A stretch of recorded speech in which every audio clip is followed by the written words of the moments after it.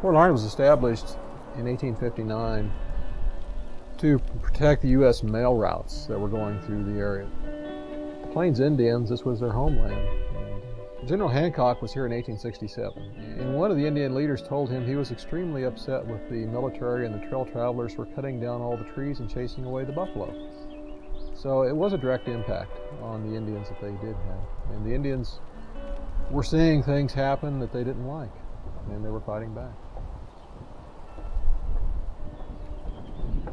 The primary reason for the Army to be at this fort is basically to protect the Santa Fe Trail from the Indians. Because, the Indians, they weren't going to attack the fort. They were more fighting guerrilla warfare style. So we were set here to protect the Santa Fe Trail, protect wagons, protect any kind of supplies or things going from here to Fort Dodge.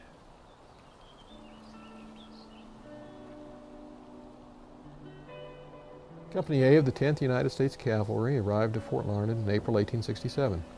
The Buffalo Soldier units were just being organized post-Civil War. These were all black units that were white officers. Even then, there were a lot of racial problems here at the fort. We have an account from one of the infantry officers who refused to allow his men to come out on the porch to watch the 10th Cavalry on parade on the parade field. And they would have to muster for pay, and different times they'd have to do parades. He said, we don't want to give them that respect. You stay inside the building. So the 10th Cav did serve here for about 2 years. We had an all-black cavalry for a period of time and an all-white infantry.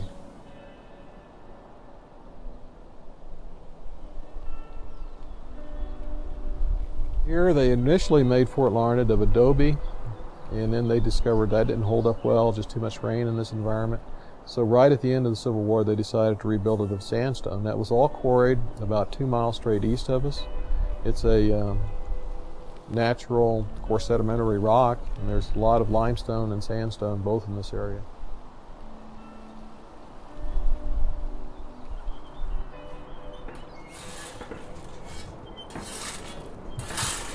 There's not a thing I can't do in here if I get the metal to the right temperature. And the shop's dark because it allows me to watch the color of the metal as I'm working on it. And that basically tells me what temperature the metal is.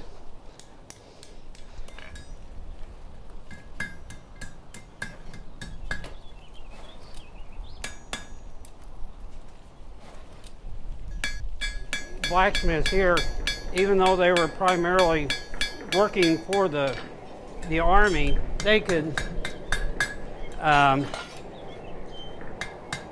do work for civilians once their orders were done for that day.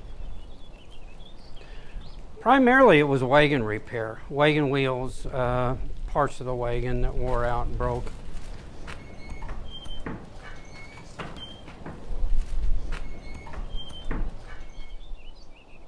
Back when the fort was a working fort, there were gardens. There were several.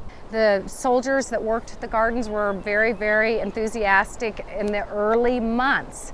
But of course they had problems they had to deal with, like drought, hot winds, grasshoppers. I'm kind of proud of the fact that we went ahead and decided to plant a garden here. It's the first one of the 21st century. It's a local Girl Scout troop. Troop 72 is helping with this, and we have several plants, vegetable plants that would have been here when the soldiers lived here.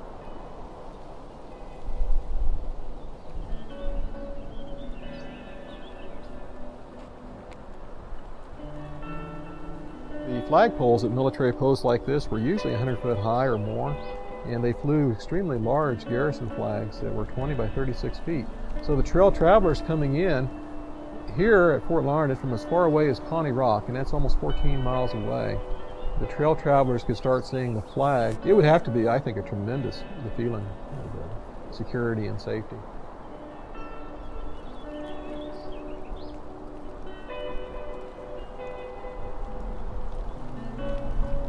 This is nothing more than a giant classroom setting that's outdoor, in a natural environment with the stored prairie and the animals and then the cultural buildings all put together to help people understand the 1860s and what it was like. To me, You can go to school and you can sit down in a classroom, you can read about it in a book, but here you can actually come see it. You can experience it, you can touch it, you can hear the sounds and the smells and the sights of the 1860s yet today.